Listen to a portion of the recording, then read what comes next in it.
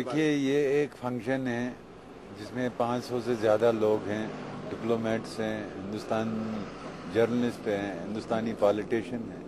तो ये एक फंक्शन है, मुझे नहीं लगता है कि ये कोई बातचीत हो रही है। तो ये फंक्शन पिछले 22 साल से होती आ रही है, तो इसी तरह एक रूटीन फंक्शन है जिस फंक्शन में हम शिरकत करने के लिए। पिछली बार हमने देखा कि इस पे काफ़ी आलोचनाएं हुई हैं और आपको वहाँ पे जाने भी नहीं दिया गया, कई बार हाउस अरेस्ट भी किया गया।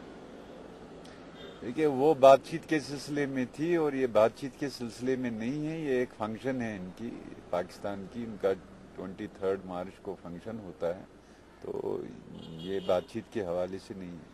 कुछ लगता है इसके बाद कुछ नवीयत, कुछ एक पॉजिटिव स्टेप बाहर आ सकता है बातचीत के लिए?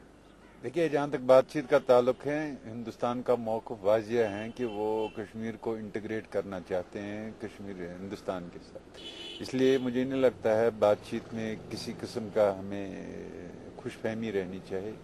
जिस बातचीत में पहले ही एक मुल्क का एक पब्लिक ओपिनियन ऐसा है, तो उस बातचीत में जाने का फ़ायदा क्या है। इसलिए चाहे हिंदुस्तान और पाकिस्तान के दरमियान बातचीत हो या दिल्ली और श्रीनगर के, हम इस बातचीत को रद्द करते हैं और हम इस बातचीत में जाना पसंद नहीं करते। तो आपको लगता है कि अभी माहौल ठीक है बातचीत के लिए, जो सेपरेटिस्ट के साथ? देखिए, माहौल तो हर वक्त ठीक है अगर फ्रीकीन तैयार है मसले को हल करने के लिए। जब फ्रीकीन तैयार ही नहीं है मसले हल करने के लिए, तो फिर तो आप कहेंगे कि कभी भी देखिए, दावतनामा हस्ब दस्तूर जिस तरह मिलता है हमेशा, तो आज भी मिला।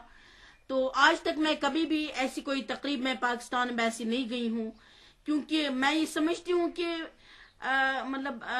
अपने लिए मैं ये समझ रही हूँ कि ज्यादा बेहतर है कि अभी कश्मीर आजाद नहीं हुआ है, तो हम पहले अपनी उसी तहरीक पे ज्यादा यानी तवज्जो रखें और इन दिनों को हम क्यों ना इस चीज के लिए इस्तेमाल करें कि अपनी बहनों को हम जमा करें और उनको समझाएं कि इन दिनों की क्या अहमियत है। चाहे 14 अगस्त है, चाहे आज 23 मार्च है, तो यहाँ हर साल हम इस दिन पे तकरीब करते हैं और अपनी बहनों और माओं को समझाते हैं कि हमारी क्या जिम्मेदारी बनती है इन दिनों के तारीखी पस मंजर में, और हम किस तरह से इंशाअल्लाह रहमान वो गोल अचीव करें जो पैगाम इन दिनों में हमें मिलता है। इसलिए मैंने माजरत की पाक हाई कमिश्नर से, उन्हें कार्ड भी भेजा और मुझे फोन पे भी बात उन्होंने की और जबरदस्त उन्हें इसरार किया था कि आप आ जाएं, लेकिन मैंने उन्हें माजरत की कि मैं आपकी दावत को ठुकराती नहीं, मैंने दावत कबूल की, लेकिन मुझे लगता है कि ज्यादा जरूरी है मेरा कश्मीर में रहना, ताकि मैं आज के दिन में तजदीद अहद के तौर पे मनाऊं।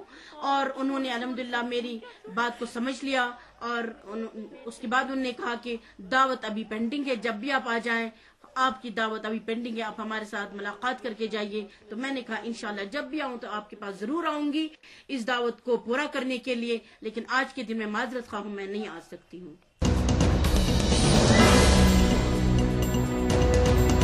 All party Sikh coordination committee, जिसके बहुत से लीडर्स हमारे साथ यहाँ बैठे हैं, कि नेशनल कमीशन फॉर माइनॉरिटी जो एक्ट है, ये इंडिया में एक ऐसा एक्ट है जिसके तहत माइनॉरिटीज़ को रिकॉग्नाइज किया गया है कि कौन कौन सी माइनॉरिटीज़ हैं।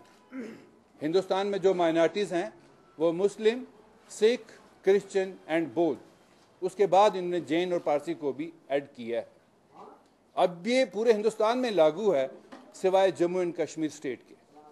लेकिन एक बात मैं आपसे ये कहना चाहता हूँ, ये कहाँ की जस्टिस है कि government of India ministry of home affairs committee को इन्वॉल्व करके एक पार्लियामेंट्री कमेटी को नाम दे के उससे रिकमेंडेशन करवा रही है कि साहब आप कश्मीरी पंडित्स को यहाँ पर माइनॉरिटी डिक्लेयर कीजिए।